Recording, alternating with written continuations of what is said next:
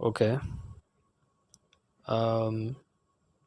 You have to go to market to buy fish. And if we come here,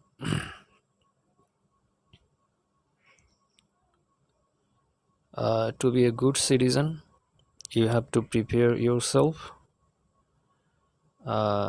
to do good work in society.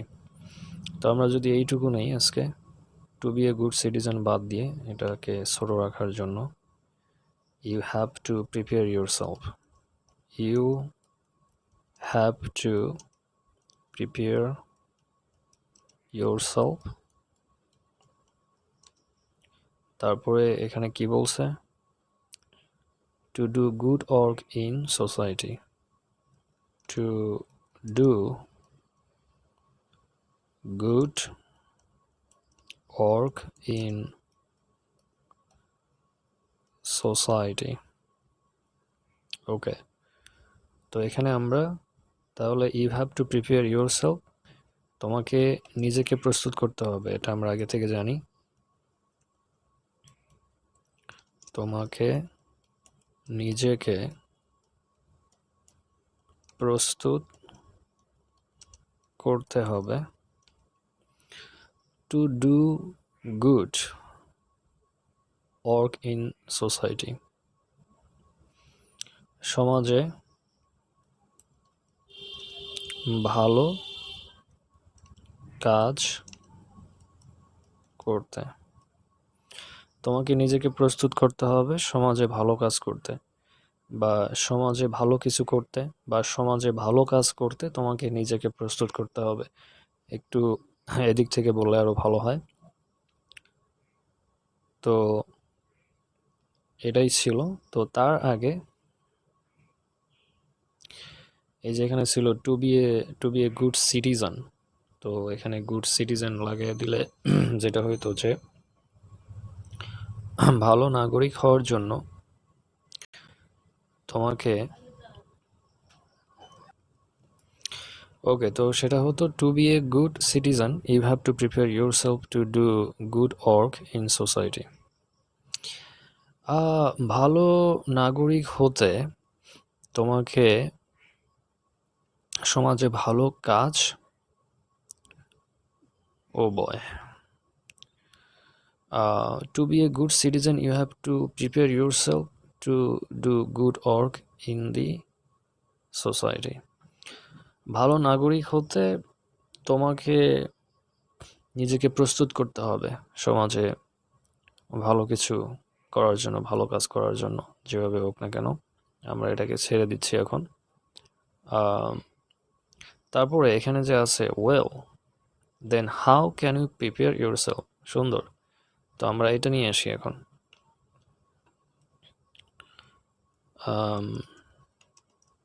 Well, then how can you prepare yourself. So এখানে আমাদের ওয়েলের মানে জানতে হবে। তো ওয়েলের মানে হচ্ছে ভালো বা বেশ, ঠিক আছে? অনেক সময় অনেকে বলে যে কেউ আগে প্রথমে কিছু বলে, তারপরে সে প্রথমে হয়তো বা রাজি হয় না, কিন্তু তারপরে আবার কিছু বলে, তারপরে তখন বলে বেশ, মানে এরকম যে তুমি যখন বললে বেশ, তবে তাই হবে। সো সেই বেশ। তো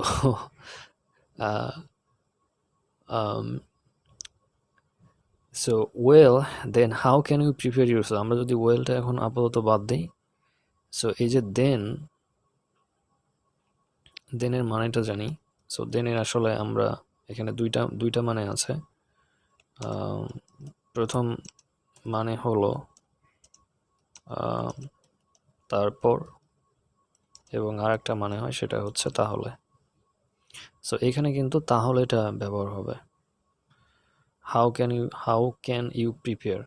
তো আমরা যদি এইটুকু নিয়ে আসি, হাউ এর মানে জানি যে কিভাবে বা কত, ক্যান মানে হচ্ছে পারা, তারপরে ইউ মানে তুমি নিজে, প্রিপেয়ার প্রস্তুত করা, ঠিক আছে? তো এইটুকু যদি আমি লিখি, এটুকু যদি কপি করি আমরা প্রথমে,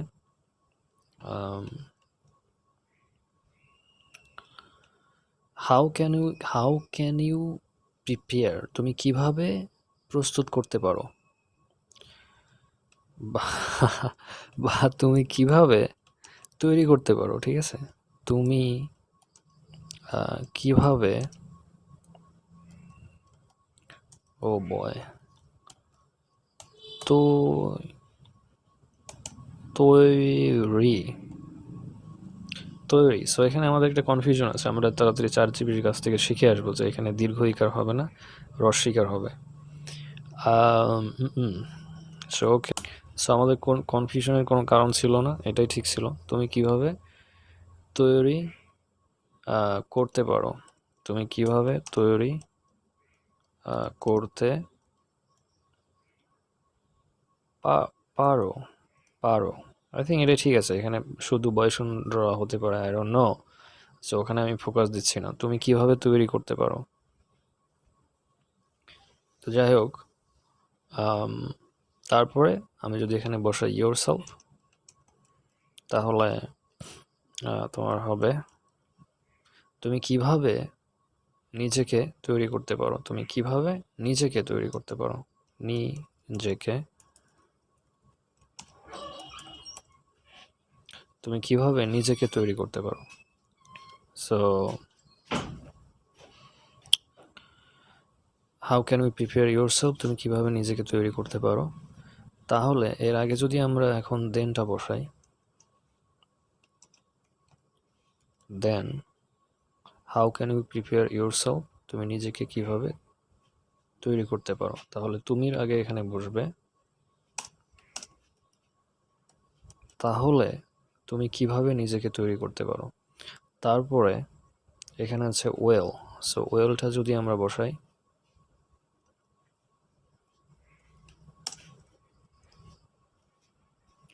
ওয়েল, তাহলে এখানে তোমার হবে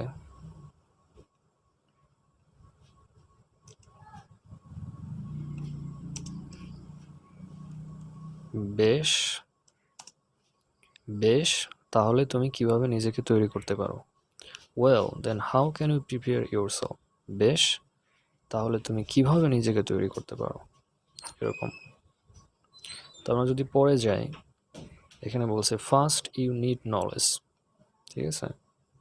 তো আমি Ctrl+A, ব্যাক স্পেস। সো দেখো প্রথমে বলছে যে first you need knowledge,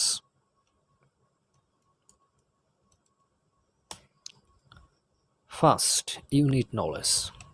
first মানে হচ্ছে আমরা জানি যে প্রথম, সেকেন্ড, দ্বিতীয়, কিন্তু এখানে আমাকে কিন্তু বলতে হবে প্রথমত, ঠিক আছে? বা প্রথমে, প্রথমে। আমরা যদি বলি প্রথম তাহলেও হয়, কিন্তু এটা কেন যেন একটু একটু মানে কি যেন বাকি থাকে মনে হয়। সো আবার এরকম মনে করা যাবে না ফার্স্ট মানে তো প্রথম পড়ছি, তাহলে প্রথমেই দিতে হবে, এখানে প্রথমে দেওয়া যাবে না। প্রথমের জন্য হয়তোবা ইংলিশে আরও কিছু মানে অন্যরকমভাবে হয়তোবা লেখা থাকতো, যেমন ফার্স্ট, ফার্স্ট এ বা ফার্স্ট ই বা কিছু একটা, না এরকম না। সো ইংলিশ ফার্স্টই থাকবে। ফার্স্টের মানে বাংলায় হচ্ছে আমরা যখন মানে যেখানে প্রথম আমাকে ব্যবহার করতে হবে সেখানে প্রথম ব্যবহার করব, যেখানে দেখব যে না প্রথমত বা প্রথমে এভাবে ব্যবহার করতে হবে আমরা সেভাবে ব্যবহার করব, ফার্স্টের কোনো চেঞ্জ হবে না। সো এখানে হচ্ছে আমাদের আমরা বলবো প্রথমে, প্রথমে। বাংলায় আসলে কমা হয় কিনা আমরা একটু চেক করব পরে, আগে আমরা লিখি প্রথমে unit knowledge. So unit, you মানে তুমি, নিট মানে আসলে দরকার, প্রয়োজন। সো ইউনিট তোমার প্রয়োজন, নলেজ মানে হচ্ছে জ্ঞান। তাহলে প্রথমে তোমার, প্রথমে তোমার জ্ঞানের প্রয়োজন, ঠিক আছে? অথবা আমরা লিখতে পারতাম যে প্রথমে তোমার প্রথমে তোমার ইউনিট নলেজ, তোমার জ্ঞানের প্রয়োজন, তোমার জ্ঞানের প্রয়োজন হবে, বা এদিক সেদিক আমরা আমাদের যেভাবে মনে হয় আমরা দিতে পারি। তো আমি দিছি প্রথমে তোমার জ্ঞানের প্রয়োজন, ফার্স্ট ইউনিট নলেজ। বা তোমরা লিখতে পারতো যে প্রথমে যেটা তোমার দরকার সেটা হচ্ছে জ্ঞান। সো যেভাবে তুমি দিতে পারো। ওকে, আর বাংলাটা যদি আমি চেক করি একটু। সো আমি আসলে দেখতে গেছিলাম যে এখানে কমা বসাবো কিনা।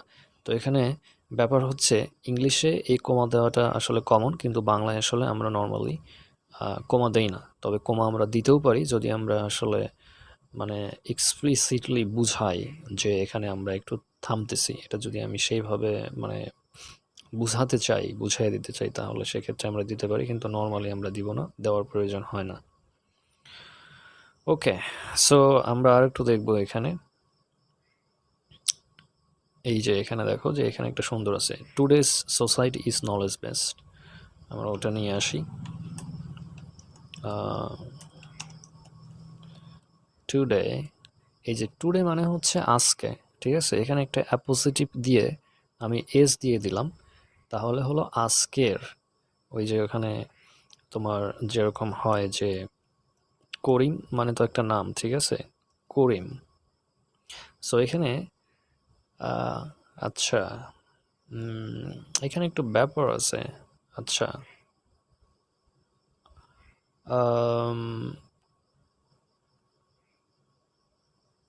আচ্ছা আমরা ওইদিকে যাচ্ছি না আপাতত। সো আমরা জাস্ট টুডে,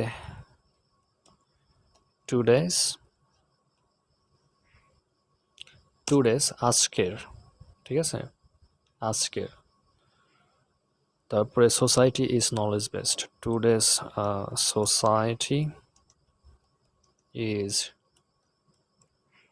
নলেজ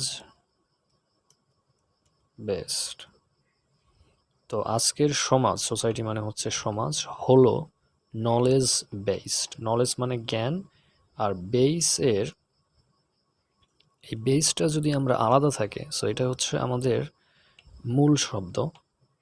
সো এটার মানে হলো ভিত্তি, ঠিক আছে? তো নলেজ বেসড যেহেতু এখানে ইডি যোগ করে দেওয়া হয়েছে, তার সাথে একটা এই যে হাইফেন দেওয়া হয়েছে বা ড্যাশ দেওয়া হয়েছে, যেটাই হোক। তো নলেজ বেসড এটার মানে হচ্ছে জ্ঞান ভিত্তিক। সো আমরা যদি এটাকে কপি করি, এখানে যদি পেস্ট করি, তো এটা হবে তোমার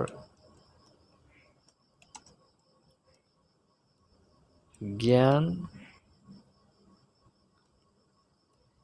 ভিত্তিক, ঠিক আছে? নলেজ বেসড, জ্ঞান ভিত্তিক। তাহলে আজকের সমাজ হলো জ্ঞান ভিত্তিক।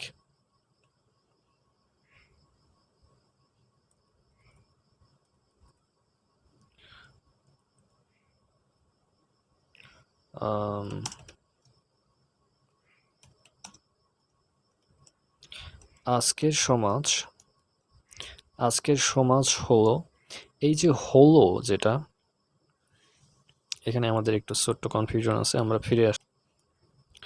আজকের সমাজ হলো জ্ঞান ভিত্তিক,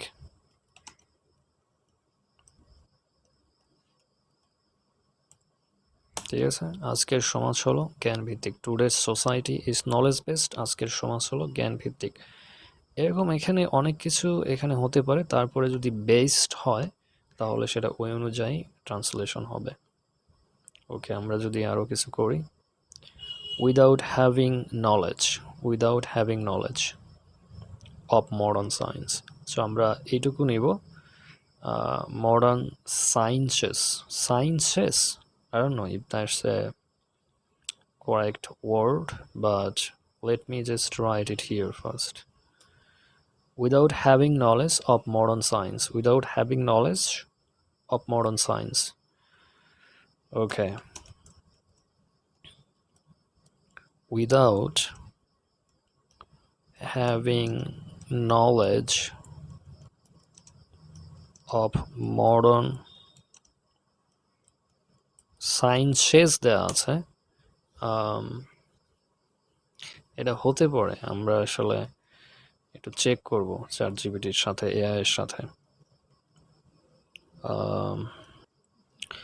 সো এখানে সায়েন্সেস ঠিক আছে, এখানে মাল্টিপল সায়েন্সের ফিল্ডসকে বোঝানো হচ্ছে, যেমন ফিজিক্স, কেমিস্ট্রি অ্যান্ড আরও যে ফিল্ডস আছে সেগুলোকে বোঝানো হচ্ছে, অনেকগুলোকে একসাথে। তো ওকে, উইদাউট এর মানে কি? উইদাউট এর মানে হচ্ছে সারা, উইথ মানে হচ্ছে কি সাথে, তাহলে উইদাউট হচ্ছে উইথের বিপরীত। এবং হ্যাভ মানে হচ্ছে আমরা পড়েছিলাম যে হ্যাভ অথবা হ্যাজ যদি হয়, এগুলোর মানে নর্মালি হয় যে কোনো কিছু থাকা বা আছে, এরকম কিছু একটা হয়, মানে থিমটা হচ্ছে এরকম। এবং সেখান থেকে দেখো যে এটার সাথে আইএনজি যোগ করা হয়েছে, ঠিক আছে? সো সেটা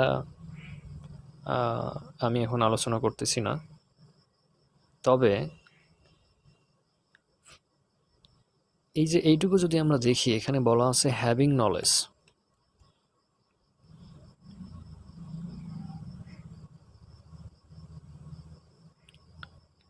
এই হ্যাভিং নলেজের মানেটা যেরকম দাঁড়াবে সেটা হচ্ছে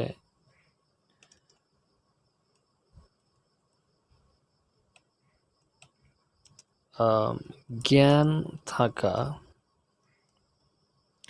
বা জ্ঞান নিয়ে, এরকম কিছু একটা, হ্যাভিং নলেজ, জ্ঞান নিয়ে, জ্ঞান থাকা।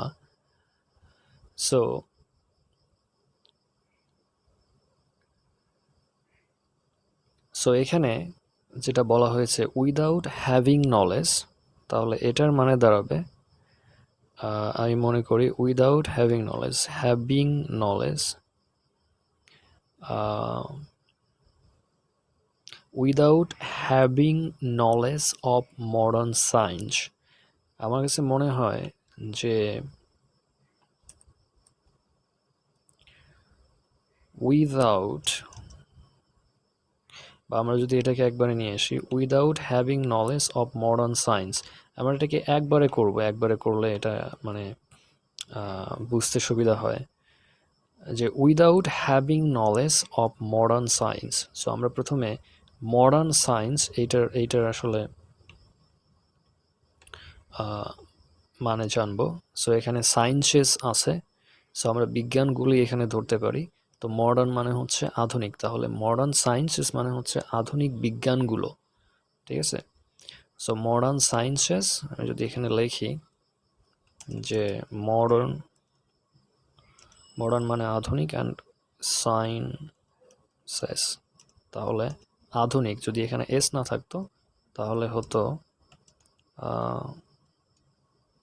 আধুনিক বিজ্ঞান, ঠিক আছে? আর এখানে যদি আমরা এস দেই তাহলে এটা হবে আধুনিক বিজ্ঞানগুলি। সো এখানে গুলি আমরা দুইটাই ব্যবহার করতে পারি। গুলিটা হচ্ছে মনে হয় একটু বেশি ফর্মাল, মানে যেটা শুদ্ধ, যেটা, আর মানে গুলো এটা আমরা চলিতভাবে আসলে বলতে পারি। সো আমরা যে কোনো একটা বলতে পারি বিজ্ঞান, যদি আবার লিখি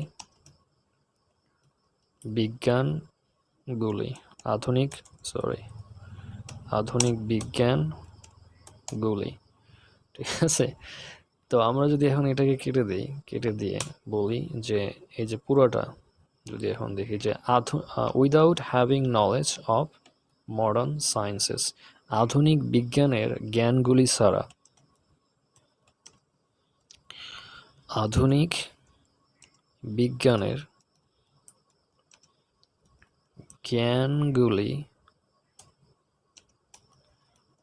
জ্ঞানগুলি ছাড়া এরকম আধুনিক বিজ্ঞানের জ্ঞানগুলি ছাড়া, without having knowledge of modern sciences. আধুনিক বিজ্ঞান কি লিখতেছি এখানে, উইদাউট হ্যাভিং, আধুনিক বিজ্ঞানগুলির, সরি এখানে ভুল হয়ে গেছে, আধুনিক বিজ্ঞানগুলির জ্ঞান ছাড়া, আধুনিক বিজ্ঞানগুলির জ্ঞান ছাড়া, without having knowledge of modern sciences, আধুনিক বিজ্ঞানগুলির জ্ঞান ছাড়া। সো এরকম কিছু একটা হবে। আর আমরা এখানে বলতে পারতাম যে without knowledge of modern sciences, without knowledge of modern sciences, or without the knowledge of modern sciences, I think without knowledge of modern sciences এভাবে হতো। আমরা হ্যাভিং দিয়ে ওভাবে হতো। সো তো একই জিনিস মোটামুটি, আশা করি।